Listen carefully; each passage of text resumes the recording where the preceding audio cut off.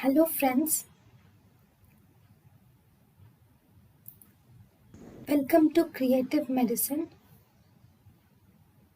In this lecture, we will learn about. Hello friends, let us now learn some important points about the miscarriage. Miscarriage is expulsion or extraction of fetus which is weighing less than 500 grams or less than 24 weeks of gestation from the mother is miscarriage.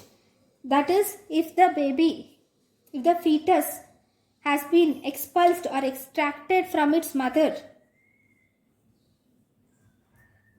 that fetus which is weighing less than 500 grams and less than 24 weeks of gestation is called as miscarriage. If it is more than 500 grams, then we call it as stillbirth. Right? So first we will see the etiology of miscarriage. So it can be divided based on the trimesters. First we will see first trimester miscarriage. In the first trimester miscarriage, we have genetic factors which results in first trimester miscarriage. These are responsible for 50% of cases in first trimester miscarriage, and among these euploidy is more common. It is almost 45 to 55% of euploidy can account for genetic factors of miscarriage and aneuploidy. In the aneuploidy, if you see, trisomies are most commonly responsible for miscarriages. In the trisomies account for around 22 to 32% of miscarriages. And if you see in the trisomies, especially trisomy 16 is mostly responsible for miscarriages. Then along with this, monosomy X is also responsible for most frequent cause of abortion. Monosomy X is the most frequent specific cause of abortion. So these are the genetic factors. Most common genetic factor is euploidy, followed by aneuploidy. In the aneuploidy, trisomies are common. In the trisomy 16 is common, and monosomy X is the most frequent specific cause of abortion. If you see infections, in the infections it can be torch group of infections, or it can be due to malaria, chlamydia, or brucellosis, or spirochetes. All these are responsible for first trimester abortions. Torch infections include toxoplasmosis, rubella, cytomegalovirus, herpes virus is responsible for miscarriages. Then we have medical conditions like if the mother has cyanotic heart diseases, or mother having hypertension, chronic kidney disease, or mother having autoimmune diseases like APLA syndrome are responsible for miscarriages. Then we have endocrine causes like diabetes mellitus, thyroid, polycystic ovarian disease, luteal phase defect, hyperprolactinemia. All these are responsible for miscarriages.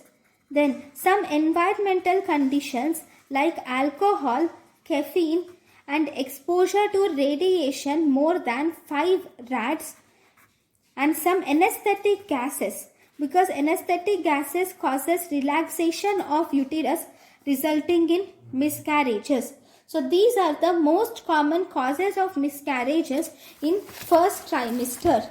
Then if you see in the second trimester, if we see the miscarriages in the second trimester mainly include Any type of uterine abnormalities causes miscarriages in the second trimester, because in the second trimester the baby starts to grow and the uterus also starts to hypertrophy. Okay, there will be hyperplasia and hypertrophy of uterus also. So the baby and uterus have the uterus have to grow for accommodation of the baby. But if there are any type of uterine abnormalities, like most commonly cervical incompetence, if there is cervical incompetence, the cervix is not strong enough to hold the weight of the baby. So if you see, if this is the cervix and if this is the uterus, if this cervix is not strong enough to hold the baby, obviously there will be miscarriage of the baby. Then if there are Mullerian abnormalities, like if there is septate uterus, then the baby has very small place for accommodation, which is even more difficult for the baby to grow, so resulting in death of the baby and abortion. So Mullerian abnormalities most commonly being septate uterus.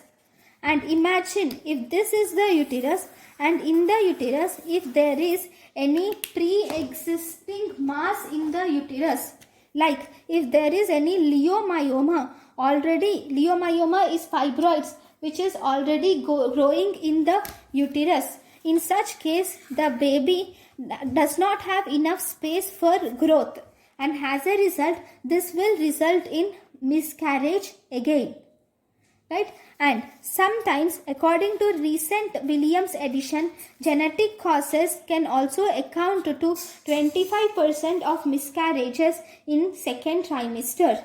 And sometimes maternal medical illnesses can also result in miscarriages, right? So these are the different causes of miscarriages or abortions. So now let us now learn about the types of abortions. So if you see, the abortions can be divided into, first we have threatened abortions. In the threatened abortions, the os of the in the threatened abortions, the os is closed. Os is closed and the uterus size is equal to the period of amenorrhea. The uterine size is equal to the period of amenorrhea. That means the baby is fine in the uterus. So in this stage of threatened abortion, if we treat the patient, that means if we properly monitor the patient, in this patient with threatened abortion, if we properly monitor the patient, we can stop the abortion we can stop the abortion from progressing. So this threatened abortion is the only stage of abortion where the abortion can be stopped, right? Then we have second type of abortion, which is called as inevitable abortion.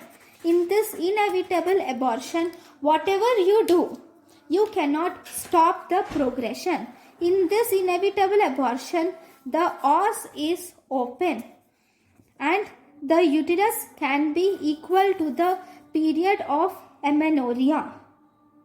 But here the patient has bleeding will start slowly and this will result in pain also to the patient. In this patient suffering from inevitable abortion, we should give misoprostol in the dose of 800 micrograms should be given either per vaginally or per orally. Then the third type of abortion is incomplete abortion. In this incomplete abortion, the os is opened and the period of conception, the contents of the uterus are also coming out. Here there is abortion, but only it is going on. So you will have to give misoprostol to properly complete the abortion. Misoprostol is given per vaginally or per orally 600 micrograms. Misoprostol 600 micrograms is given per vaginally or per orally. In this, the uterine size is less than the period of amenorrhea. Uterine size is less than the period of amenorrhea. This is incomplete abortion. Obviously, os is open and products are coming out. Then we have complete abortion. In this complete abortion, the os is closed and there is nothing coming out of it. The uterine size is smaller than the period of amenorrhea and there is bleeding and pain has already occurred and these are now decreasing or they have subsided and the os is closed. That means in complete abortion, already the abortion has been completed. It was over. We do not need to do any treatment. Then we have missed abortion. In missed abortion or in incarcerated abortion or also called as carneous abortion, carneous mole, here in the uterus itself, the baby has been dead long back. The dead fetus is lying in the uterus. The dead fetus is lying in the uterus. The abortion has happened long ago, but it was not diagnosed. So the dead fetus is just lying in the uterus. In this, the patient will have some brownish discharge and a mild pain will be there. Os is closed and on examination, you will see the uterus is less than the period of amenorrhea. So in this missed abortion, you will have to repeat the scan and if there is any fetus which is dead fetus which is detected in the USG, in such cases you will have to terminate the pregnancy. Either medical termination or surgical termination based on the weeks or gestational age we should do. So termination, if the gestational age is less than 9 weeks, then we can go to medical treatment. If the gestational age is more than 9 weeks, then we can go to surgical treatment. So this is the different types of abortions. The treatment of abortions we will see in our next class. Thank you guys for watching my lecture. Thank you. Thank you and thank you for watching.